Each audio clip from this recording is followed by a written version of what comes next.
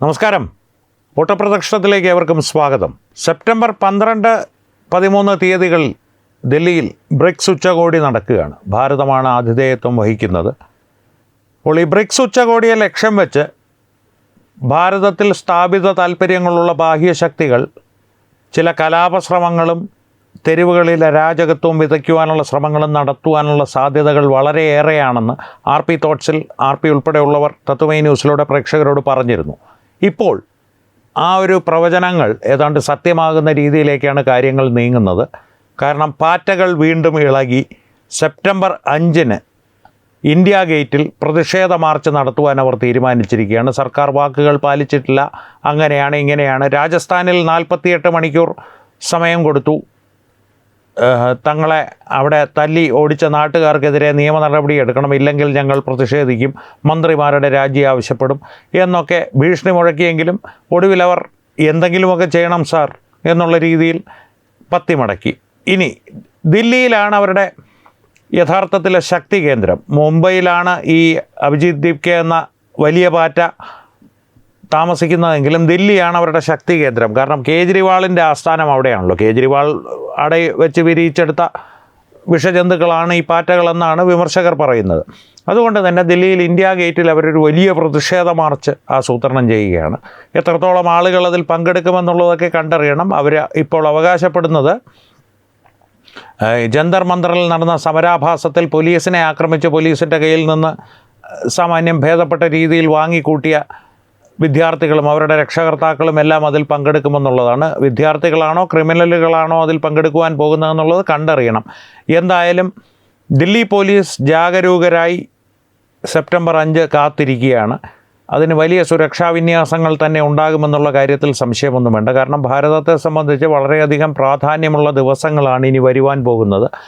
September 12, 13 തീയതികളിൽ BRICS ഉച്ചകോടി നടക്കുന്നു. കാരണം ഭാരതത്തിൻ്റെ വികസനത്തിൻ്റെ പാതയിൽ വളരെ പ്രധാനപ്പെട്ടതാണ് ഇത്തരത്തിലുള്ള ഉച്ചകോടികളെല്ലാം. അതുകൊണ്ട് തന്നെയാണ് ഭാരതത്തിൽ സ്ഥാപിത താൽപ്പര്യങ്ങളുള്ള, നിക്ഷിപ്ത താൽപ്പര്യങ്ങളുള്ള, ഭാരതത്തെ സംബന്ധിച്ച് ഗൂഢമായ താൽപ്പര്യങ്ങളുള്ള ചില ഗൂഢശക്തികൾ, അതായത് അതിപ്പോൾ ജോർജ് സോറോസിൻ്റെ ഓപ്പൺ സൊസൈറ്റി ആകാം, ഫോർഡ്സ് ഫൗണ്ടേഷൻ ആകാം, മറ്റേതെങ്കിലും ഗൂഢശക്തികളാകാം, അവരെല്ലാവരും ഈ ഇത്തരത്തിലുള്ള വികസന പാതയിലേക്കുള്ള ഓരോ ശ്രമങ്ങളെയും ഓരോ നാഴികക്കല്ലുകളെയും തടയുവാനോ തകർക്കുവാനോ ശ്രമിച്ചുകൊണ്ടേയിരിക്കും. അത്തരത്തിലുള്ള ശ്രമങ്ങളുടെ ഒരു പുതിയ രൂപം മാത്രമാണ് ഈ പാറ്റകളെന്നുള്ളത് ആണ് വാസ്തവം.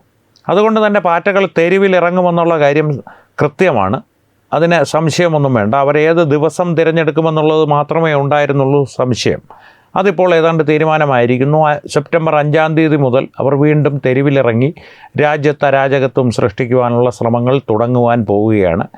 ഇത്തവണ ജന്തർ മന്ദറിലെ പോലെ അവർക്ക് കാര്യങ്ങൾ എളുപ്പമാകുമോ എന്ന് ചോദിച്ചാൽ അത് ഇപ്പോൾ കൃത്യമായി പ്രവചിക്കുവാൻ സാധിക്കില്ല. കാരണം സോനം വാങ്ചൂക്കിനെ പോലെ ഏതെങ്കിലും ഒരു ഇര അവരുടെ വായിൽ വന്ന് ചാടിയാൽ ആ ഇരയെ ഉപയോഗിച്ച് പരസ്യപ്രചാരണം നടത്തി പബ്ലിസിറ്റി നേടി ആ പ്രക്ഷോഭത്തെ അല്ലെങ്കിൽ മാർച്ചിനെ കൊഴുപ്പിക്കുവാൻ അവർ ശ്രമിക്കും. അവരുടെ ആത്യന്തികമായ ലക്ഷ്യം പോലീസിനെ പ്രകോപിപ്പിച്ച് ഏതെങ്കിലും തരത്തിലൊരു വെടിവെപ്പോ മറ്റോ ഉണ്ടാക്കി കുറേ വിദ്യാർത്ഥികളെ കൊലയ്ക്ക് കൊടുക്കുക എന്നുള്ളത് മാത്രമാണ്. കാരണം പിന്നീട് ആ മൃതശരീരങ്ങളും വഹിച്ചുള്ള വിലാപയാത്രകളും ഒക്കെ വലിയ മീഡിയ പ്രാധാന്യം, വാർത്താ പ്രാധാന്യം നേടുന്നവയാണ്.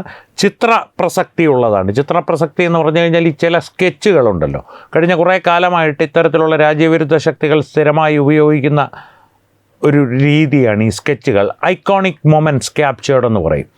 ഈ കന്തൂറയ്ക്കടിയിൽ ഒളിച്ചിരിക്കുന്ന ജിഹാദിയെ രക്ഷിക്കുവാനായി ഒരു താത്ത, അല്ലെങ്കിൽ താത്തയുടെ പർദ്ദയ്ക്കടിയിൽ ഒളിച്ചിരിക്കുന്ന ജിഹാദിയെ രക്ഷിക്കുവാൻ ഒരു താത്ത പോലീസിന് നേരെ കൈ ചൂണ്ടുന്നതാണെങ്കിലും, ഒരു ഈ ഒൺലി ഫാൻസ് പേജിലോ മറ്റോ സബ്സ്ക്രിപ്ഷനുള്ള അല്ലെങ്കിൽ സബ്സ്ക്രിപ്ഷനിൽ ആളുകളെ വിനോദിപ്പിക്കുന്ന ഒരു പെൺകുട്ടി പോലീസ് വാഹനം തടയുന്ന രംഗമാണെങ്കിലും ഇവയെല്ലാം ചിത്രങ്ങളാക്കിയും കാരിക്കേച്ചറുകളാക്കിയും ഒക്കെ ഐക്കോണിക് മൊമെൻറ്റ്സ് എന്നുള്ള രീതിയിൽ അവതരിപ്പിക്കുവാൻ ഇവർ മിടുക്കരാണ്, വിദഗ്ധരാണ്. അതിൻ്റെ ഒരു ഇമ്പാക്റ്റ് അവർക്കറിയാം. അതുണ്ടാക്കാൻ പോകുന്നൊരു ചലനങ്ങൾ ആളുകളുടെ മനസ്സിൽ ഇത് കാണുമ്പോൾ കൊള്ളാം, ധീരമായ ചെറുത്തുനിൽപ്പ്.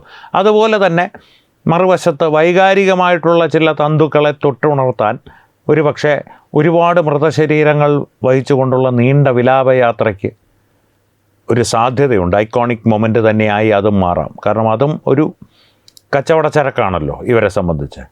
ഇത്തരത്തിലുള്ളൊരു ശ്രമം മുൻപ് ഞാൻ പറഞ്ഞിരുന്നു. കർഷക സമരത്തിൻ്റെ സമയത്ത് 60ഓളം ആംബുലൻസുകളാണ് തയ്യാറായി നിന്നത്. ഏതെങ്കിലും തരത്തിൽ പോലീസുമായൊരു സംഘർഷമുണ്ടാക്കി കർഷകരെ കൊലയ്ക്ക് കൊടുത്ത് ആ കൊലയിൽ നിന്ന് അല്ലെങ്കിൽ ആ വെടിവെപ്പിൽ നിന്ന് നേട്ടം കൊയ്യുവാനുള്ള ശ്രമങ്ങൾ തീർച്ചയായും അവർ നടത്തുമെന്നുള്ളത് ഇൻ്റലിജൻസിന് അറിയാമായിരുന്നു.